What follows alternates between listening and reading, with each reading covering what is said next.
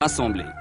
De ce verbe est né un nom, celui d'une compétition, où on doit rallier un point X dans un délai Y après avoir satisfait à certaines épreuves. Le rallye est aussi une passion à l'état pur, une école de courage et d'entêtement pour techniciens funambules ou merveilleux fous roulants. La voiture, pour moi, c'est une joie, c'est une possibilité d'aller aux limites de ce que je peux faire et de ce que peut faire la voiture. Pour moi, je vis dans une voiture, tu vois. Je suis heureux dans ma voiture et c'est quelque chose de précieux, ça.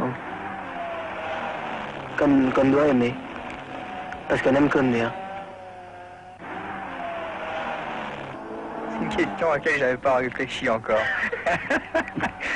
Une voiture, c'est un moyen d'assouvir ma soif de compétition, parce que j'aime bien me battre dans la vie, me mesurer. Et puis que j'aime le train vite.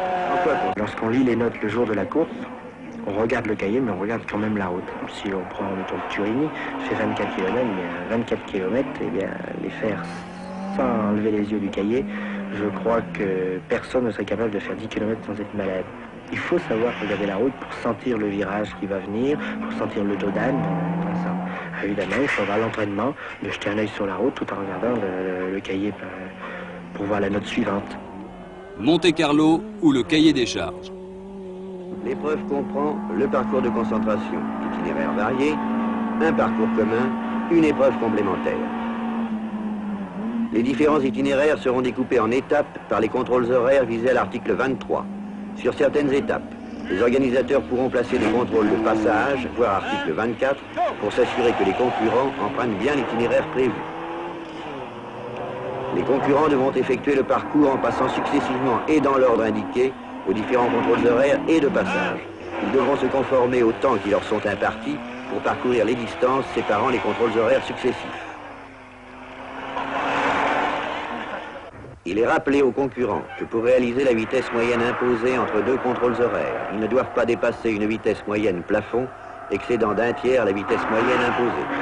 En cas d'infraction aux règles de la circulation, les agents ou fonctionnaires ayant constaté les délits devront détacher de la couverture du carnet de route un feuillet prévu à cet effet. Si le carnet est amputé d'une feuille, il sera appliqué une pénalisation de 300 secondes. S'il est amputé de 2, le concurrent sera mis hors course. Le classement est obtenu par addition, petit a, des pénalisations encourues au cours des étapes pour non-respect de la moyenne. Petit b, des pénalisations appliquées à l'occasion des contrôles techniques. Petit c, des secondes résultant des épreuves à moyenne spéciale chronométrée. Les départs seront donnés dans l'ordre croissant des numéros, la voiture ayant le plus petit numéro partant la première, avec un intervalle d'1 minute entre chaque voiture inscrite. Pour tout écart sur l'heure d'arrivée à un contrôle, les concurrents seront pénalisés à raison de 30 secondes par minute pour le parcours de concentration, 60 secondes par minute pour le parcours commun et l'épreuve complémentaire Monaco-Monaco. À la fin de chacune des 3 épreuves, les voitures seront soumises à un contrôle technique rigoureux. Total de kilomètres à parcourir, environ 5600 en 5 nuits et 3 jours, soit un temps moyen au volant de quelques 96 heures. Tout est prêt? Allons-y. Musique, s'il vous plaît. Chaque époque, depuis l'hiver 1911, date de naissance du Monte-Carlo, a eu ses héros et ses sorciers. Il fallait sans doute beaucoup de témérité et un gros grain de folie pour se lancer de Saint-Pétersbourg, de Paris ou d'Athènes et tenter de rejoindre la Méditerranée sur des chemins disparaissants sous des congères battus par les vents. On ne glissait pas ainsi, on cheminait en utilisant quelques trucs qui allaient devenir légendaires. Le premier chauffage, grâce à un pot d'échappement qui traverserait l'habitacle. Les premières chaînes enroulées autour des roues, échangées une nuit de tempête contre une poignée de louis d'or. Et puis, à force de découvrir des sensations, on inventa le pilotage, avec une définition très britannique dans l'humour des célèbres carnets du Major Thompson.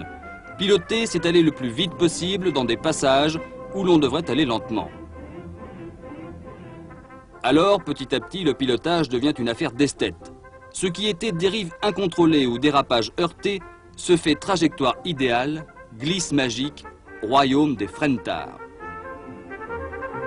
Conduire ainsi est sans doute un don Mais comme tous les dons, celui-ci est aussi perfectible par le travail et une bonne dose de feeling.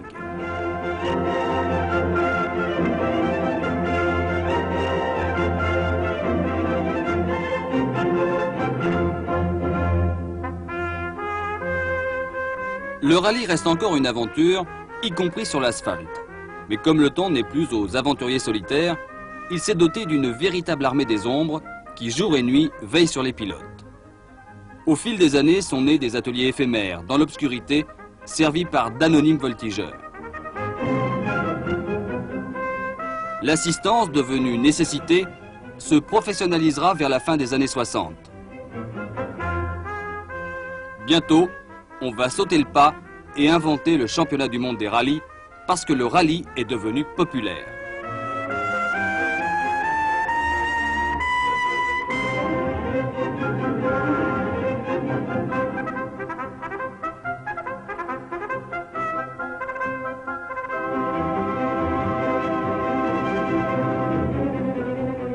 Franchi 3 fois dans la dernière nuit de Monte-Carlo, le fameux col du Turini est devenu le plus grand stade son et lumière de la course automobile.